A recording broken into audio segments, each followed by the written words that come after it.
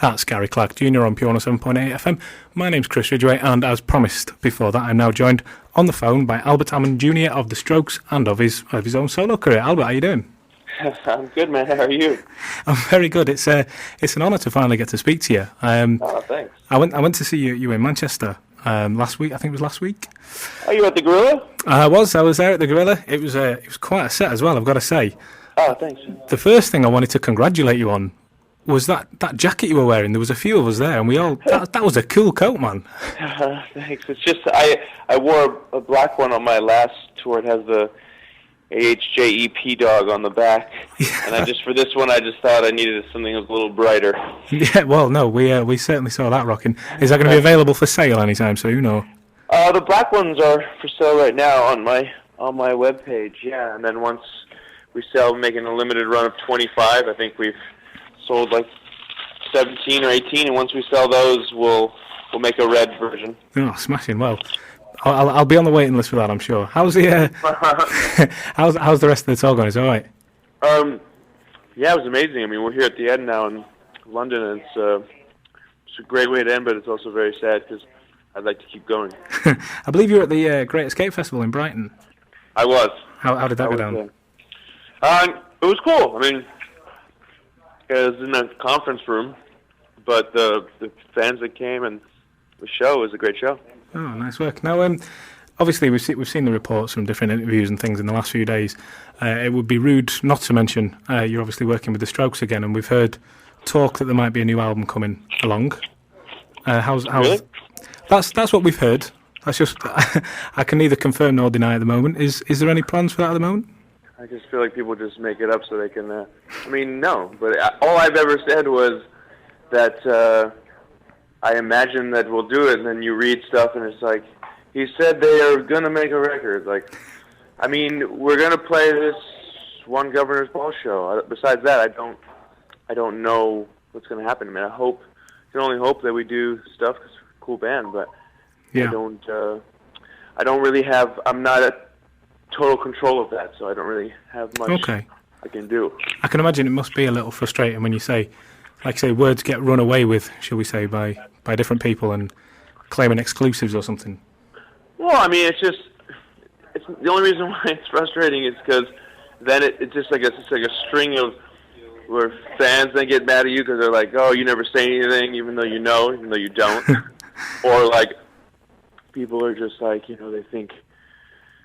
I don't know. It's annoying when you feel like you're being as honest as you can be, and like it gets taken as something else. But whatever, it's fine. Tis life. No worries. Well, obviously we'll move on to stuff that you have released, and I think that would be a bit more fair rather than saying what might be coming. Obviously, your In Transit album was I enjoyed hearing because I used to love listening to that album, and I was listening to tracks like Scared at the gig the other night.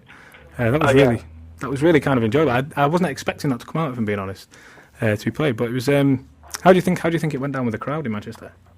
It was great. Manchester is like one of the best cities we've played both times we've been here. So, it rivals any place I've been to. I did see that you had an interesting experience in Newcastle.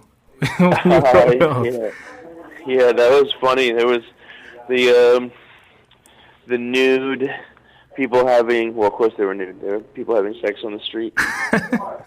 Okay. Well, we'll leave that out. I won't ask for too many details on that. But well, I don't know any more details. Not like I know who it was. you didn't stick around then, no? No, a friend of mine shot some video and then walked away. Oh, fair enough. No, well, one thing like a lot of people have been saying in regards to basically bands like yourself, like the Strokes, and your own solo stuff, and other bands that were kind of coming through at the same time as you guys, like the Kings of Leon and Arctic Monkeys over here, and various other bands. And the Kings of Leon have obviously just been announced as a big set at Glastonbury this year. Yeah. A lot of people saying it's very important that bands like you guys, who were kind of, you took music to the next to the next phase of indie, if you know what I mean. You kind of took over where Oasis and Blur were kind of leaving it toward the end of the 90s. And then the early 2000s, you had the Strokes and the Kings of Leon. And how important is it that you guys stay on the scene to kind of keep the innovativity going, if you will?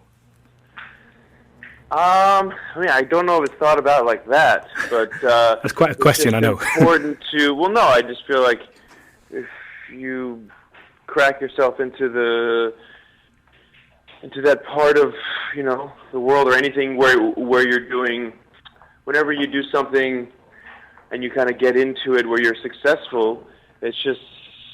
I'm saying it totally wrong, but it's just fun to keep on trying to make better music and put it out. I don't know if I'm thinking anything bigger than that. You know what I mean? I mean, obviously you try in your mind to do something that time will only make better. But yeah. No, fair enough. I mean, you look at like festival scenes and things, and you see these younger indie bands coming through, and you think, well, we've seen you guys on the bigger stages, and these guys are hopefully on that ladder.